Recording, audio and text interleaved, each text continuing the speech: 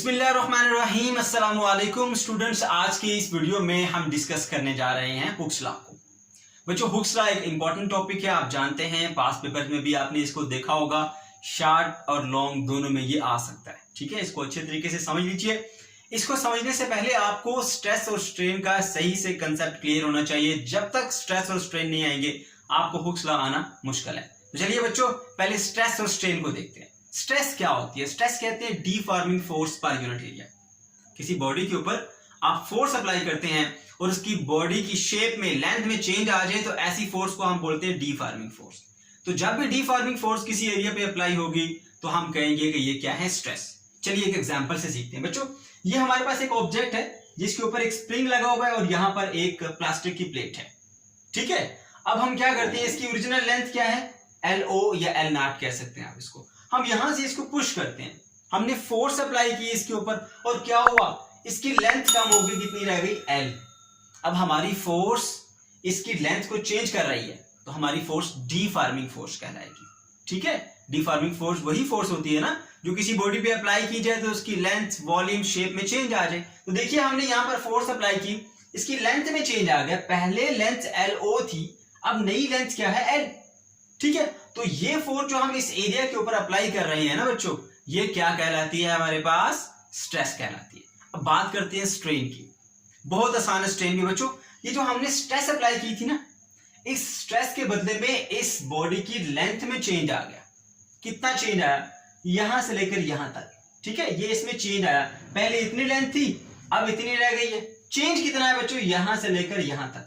अब ये जो इसकी लेंथ में चेंज है ना with respect to original length, इसको हम बोलते हैं स्ट्रेन। सिंप्लिसिटी के लिए बच्चों आप बस इतना समझ लीजिए कि ये जो हम डिफॉर्मिंग फोर्स अप्लाई कर रहे हैं ना, ये है स्ट्रेस, और जो इसकी लेंथ में चेंज आ रहा है ना, ये क्या है? स्ट्रेन। तो फोर्स अप्लाई करना आप स्ट्रेस माने और इसमें जो चेंज आ रहा है उसको हम बोलेंगे स्ट्रेन, ठीक है। अब हम बढ़ते हैं हुक्स लॉ की जाने। एक छोटी सी एग्जांपल से इसको अंडरस्टैंड करते हैं। आपके पास एक इलास्टिक है या इलास्टिक बैंड, रबर बैंड, कोई ऐसी चीज ले लें, दोनों एंड से उसको ऐसे ग्रिप कर लें। इसको आप थोड़ा सा ऐसे खींचेंगे, आपने स्ट्रेस अप्लाई की, क्या हुआ? उसकी लेंथ में इजाफा हो गया, ठीक है, उसकी लेंथ बढ़ गई, ठीक है। इसको हम स्ट्रेन कहेंगे। आपने थोड़ी ज्यादा फोर्स लगाई तो क्या होगा? लेंथ में और ज्यादा इजाफा हो जाएगा, ठीक है। आपने और ज्यादा फोर्स लगाई, लेंथ में और ज्यादा इजाफा हो जाएगा। तो जैसे जैसे आप स्ट्रेस बढ़ाते जा रहे हैं वैसे वैसे स्ट्रेन बढ़ती जा रही है, यानी आप फोर्स बढ़ाते जा रहे हैं और यहां लेंथ में इंक्रीज बढ़ता जा रहा है, ठीक है, ज्यादा इंक्रीज होती जा रही है लेंथ, ठीक है क्या? तो बच्चों ये था स्ट्रेस और स्ट्रेन में एक रिलेशन। इसी रिलेशन को हुक्स लॉ ने यहां पर प्रेजेंट किया है। हुक एक साइंटिस्ट का नाम है जिसने इसके ऊपर वर्क किया, उसी के नेम पे हमने इसको रखा है हुक्स लॉ, ठीक है। हुक्स लॉ क्या कहता है? हुक्स लॉ ये कहता है stress is directly proportional to strain. Simple words में बताऊं तो stress is directly proportional to strain. बच्चों डायरेक्ट प्रोपोर्शनल दो क्वांटिटीज के दरमियान ऐसा रिलेशन होता है कि जिसमें अगर एक चीज को बढ़ाया जाए तो दूसरी भी बढ़ेगी, अगर एक को कम किया जाए तो दूसरी भी कम होगी। अब मेन पॉइंट इसका क्या है? Stress is directly proportional to strain within the elastic limit. पहले डेफिनेशन पढ़ते हैं फिर आपको ये सारे पॉइंट एक्सप्लेन करता हूं। क्या कहती है definition? The strain produce in a body by the stress applied to it. एक बॉडी में जो स्ट्रेन प्रोड्यूस होती है स्ट्रेस अप्लाई करने से, एक बॉडी में जो स्ट्रेन प्रोड्यूस होती है स्ट्रेस को अप्लाई करने से, is directly proportional to stress. उस स्ट्रेन, जिस स्ट्रेन की हम बात कर रही हैं, वो स्ट्रेन डायरेक्टली प्रोपोर्शनल है किसके? स्ट्रेस के। एक बॉडी पे स्ट्रेस अप्लाई करने से जो स्ट्रेन प्रोड्यूस होती है वो स्ट्रेन स्ट्रेस के साथ डायरेक्ट प्रोपोर्शनल है, लेकिन with in the elastic limit. Elastic limit क्या होती है अभी आपको बताता हूं बच्चों। सिंपल है, बहुत आसान है।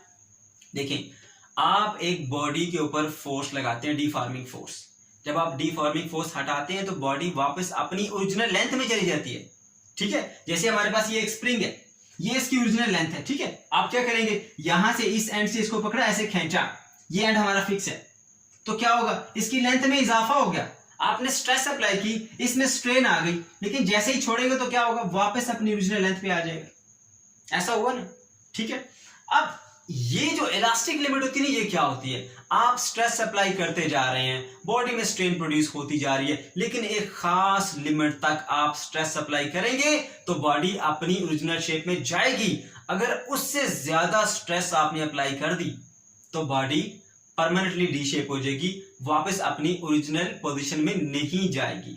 ठीक है, इस लिमिट को हम क्या बोलते हैं, इलास्टिक लिमिट।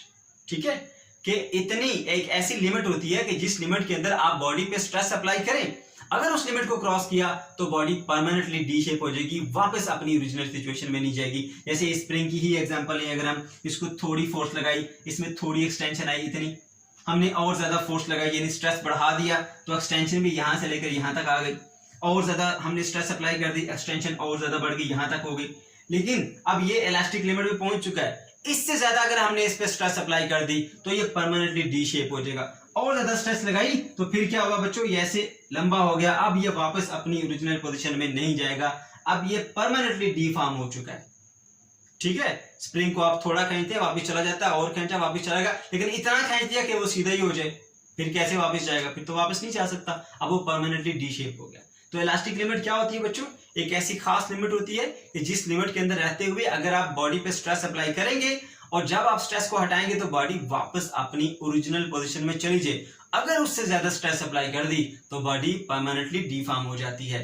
एक और एग्जांपल आपको बताता हूं, आपके पास प्लास्टिक का फुट स्केल होगा, अब उसको थोड़ा सा ऐसे बेंड करते हैं, छोड़ते हैं, सीधा हो जाता है, थोड़ा सा और बेंड किया, छोड़े, फिर सीधा हो गया, थोड़ा और बेंड किया, छोड़ा, फिर सीधा हो गया। लेकिन इससे ज्यादा अगर बेंड किया ना तो फिर क्या होगा, वो परमानेंटली डीफॉर्म हो जाएगा, ब्रेक हो गया, अब वो वापस अपनी ओरिजिनल फॉर्म में नहीं आएगा। ठीक है बच्चों, अब वो वापस अपनी ओरिजिनल फॉर्म में नहीं आएगा क्योंकि वो इलास्टिक लिमिट को क्रॉस कर चुका है।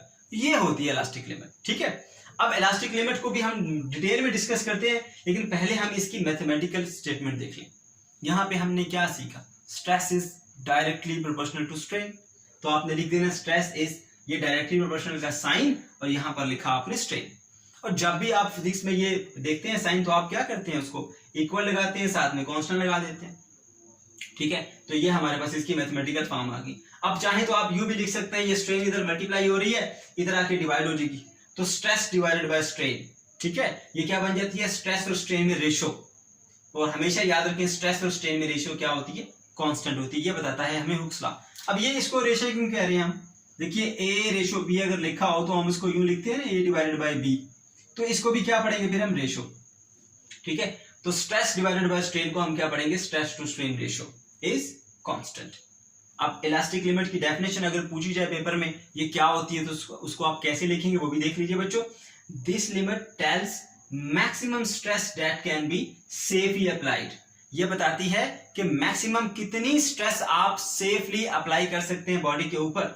ठीक है, on a body without causing permanent deformation, उसको परमानेंटली डिफॉर्म किए बगैर आप उस पर कितनी स्ट्रेस अप्लाई कर सकते हैं। ठीक है बच्चों, ये होती है जी हमारे पास इलास्टिक लिमिट। ठीक है, ओके, अब इसको हम ग्राफिकली भी देख लेते हैं। ग्राफिकली हमने यहाँ पर एक्सटेंशन में और फोर्स में ग्राफ बनाया, आपकी बुक पर भी ये ग्राफ दिया गया बच्चों।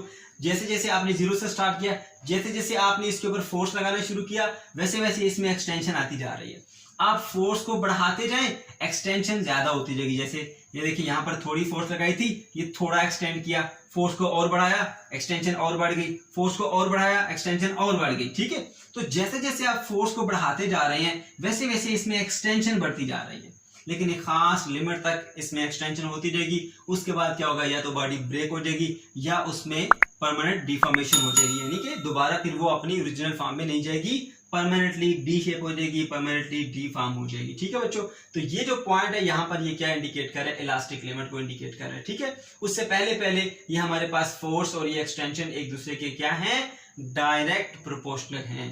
ठीक है बच्चों, ये था हमारा आज का टॉपिक। अगर फिर भी आपको कोई कंफ्यूजन है, कोई पॉइंट है जो समझ नहीं आया, तो कमेंट सेक्शन के अंदर आप जरूर पूछ सकते हैं।